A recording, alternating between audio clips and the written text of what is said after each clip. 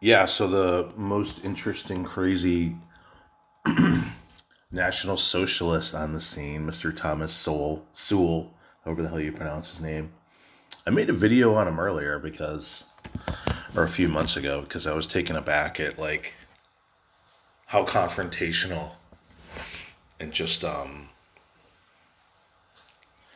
don't know, crazy and dedicated and indoctrinated this guy was. Or maybe I should say he was trying to do that to others after maybe having it done unto himself. Well, somehow he managed to get himself arrested by. The story I saw is some people were filming them on their hiking expedition where they go and, fly flags, do Nazi salute poses and this type of thing. So somebody filmed them and then they went after them. They were in a car, confronted them, and took their cameras. So I guess at that point it goes up to an armed robbery. And supposedly they have his blood on the car from smashing the window and his fingerprint. And some other people were involved. They were all wearing their mask thing, so it's hard to identify them, I guess. But and then all of their backers, no matter what these people do when they get in trouble, they always claim, "Oh, it's a stitch up. It's just the government is cracking down on us, on cracking down on dissidents." It's like it's never their fault, right? It's James Fields, he was just walking home from choir practice when the big bad government arrested him for wrongthink, and now he's locked up for life. That's kind of the way the story always goes. It's sort of similar to like Black Lives Matter. Michael Brown in Ferguson was a gentle giant. And, chances have it, he was just walking home from choir practice too. It's just amazing. But the last incident was this crazy fight with the security guard, which yeah, the security guard was asserting himself because he was saying, you got to get off the property, and he was coming up to them. But a security guard, while lowly, is an authority figure of sorts, sort of, right? Kind of like a bouncer in a bar. It's like they have authority over you because if a bouncer says you got to leave, well, you pretty much don't have any recourse unless you know the owner or something. Unless you're dropping like a couple $1,000s on bottles that night, you gotta leave. Same thing with the security guard, but he aggressively stands his ground and it ends up in a fist fight. And of course, that wasn't his fault at all either. He got bail on that. So it's like he punched this dude out pretty violently and he got out of jail. But instead of quitting while he was ahead, he gets involved in this other incident, which is armed robbery and like apparently brandished a knife, potentially, which they found in his house. Um, Now nobody who follows this guy believes any of this. It's all made up by the state, I guess. So don't believe the state, but believe what they say. Um, but this strategy in general is just so stupid. Um, because this is a group of people who are, there's no question they're weak compared to the power of the state. Weak in numbers, weak in physical force. I mean, I guess they train at the gym and they're doing kickboxing and MMA, but is that really helpful? What? So you can beat somebody, you can beat like an Antifa person up in the street, but does it help your movement at all? Um, if you can like kick a police officer's ass, or okay, so here they're training aggressively, and I guess they physically went up to these. I don't know if they were Antifa. There's nothing to say one way or the other. Or they were just people filming them because there were a bunch of like interesting, scary Nazis. They beat them up or beat their car up or whatever the case is. And where are they now? Their leader's locked up potentially for years after he was out on bail. Um, They have no leader in quotation marks. Um, Maybe they get a little more press because their dude's in jail. But is anyone actually, aside from his followers, is anyone sad that he's in jail, or are they saying, yeah, this guy's a bad apple, he should be in jail? You know, he punched out a security guard. Now he attacked a car. Where else should he be?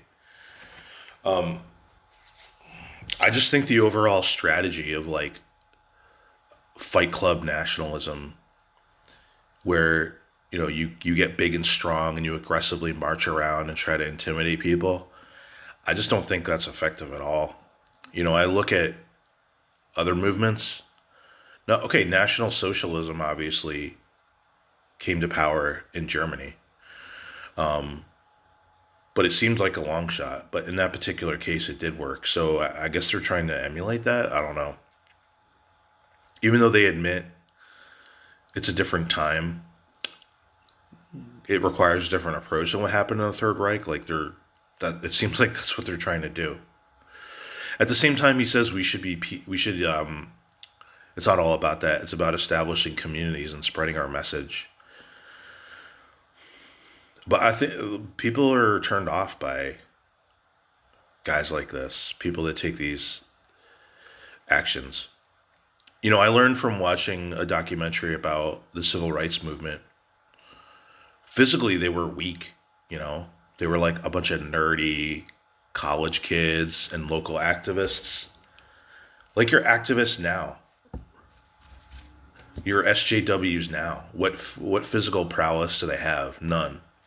So their strategy was to peacefully break these segregation laws, which would anger people in the South.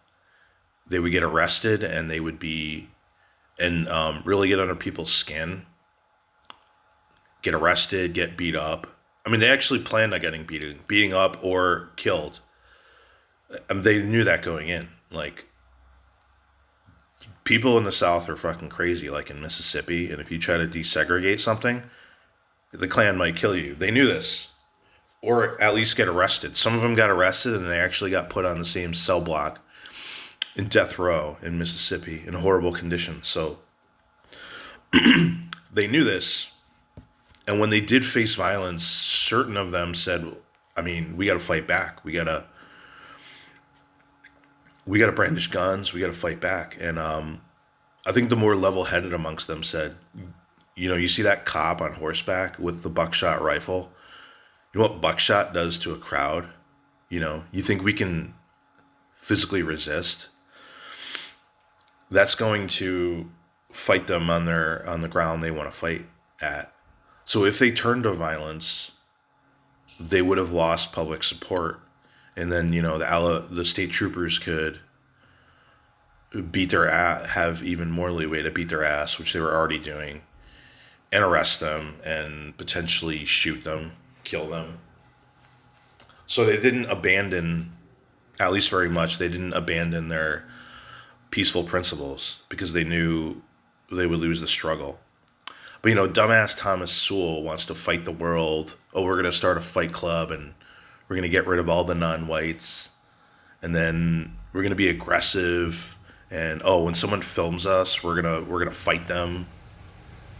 And how's that working out for you, Thomas, sitting in fucking prison? Just stupid. It's like, what are they getting out of this? I guess they get the satisfaction of thinking they're badass and physically fighting back against the system, but it's not in any way effective. You know what I mean? What I think would be more effective is to, instead of being aggressive and attacking others, do what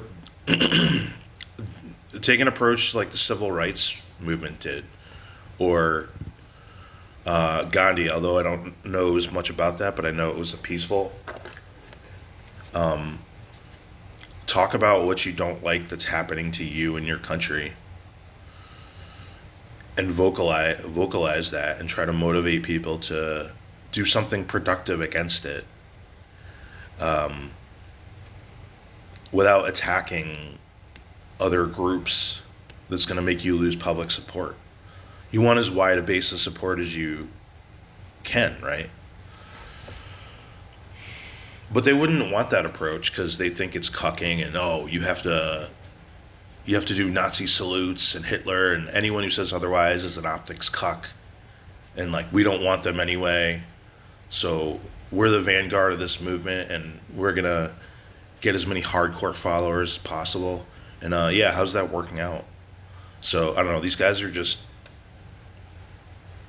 stupid and deluded, but it's entertaining to see what these guys do.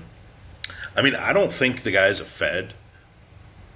I think he's probably legit, but it's like when someone is so ridiculous, you think, well, maybe they aren't legit. Maybe this is all an act, you know. But why would a Fed, like Feds, don't usually end up in prison? So maybe the guy just is that deluded. But it seems like every white movement, there's some nationalist movements I think that do potentially do it the right way. Maybe in Hungary or something. I don't know. They're actually in power there. So when you're not in power and people hate you, you don't want to make people hate you more, or you end up like Thomas Sewell. You want to bring people to your side. You don't want to attack people. If anything, you want to be attacked so that people sympathize with you, and you don't want to strike back because you don't have the upper hand and you don't have the power to do that. But these fucking guys don't understand that, you know. Even the Nazis, they tried to do it physically. They lost, although they didn't get annihilated. You know, Hitler got like 2 years in prison, came out stronger. And they didn't try to physically. They came to power through politics, legitimate politics. So these guys don't have the ability to do that, but they can't bring people to their side at this point because they're too extreme and ridiculous and LARPing like the real National Socialists. But if there were to be a legitimate movement, that's what I would say. Speak to how it is. You and your fellow countrymen are being wronged. Speak out about it. Protest against it. And use the backlash to your advantage. Don't do things like attack others that make the backlash legitimate and make the vast amount of people support a backlash against you. You know, learn from other protest movements. But that's not going to happen. So I'm just going to enjoy reading about these ridiculous stories. Yeah, I knew this guy was interesting. Like, whatever the hell he did next was going to be interesting. But I guess he's locked up. His ass is locked up for a while. So it's only going to be legal updates or whatever.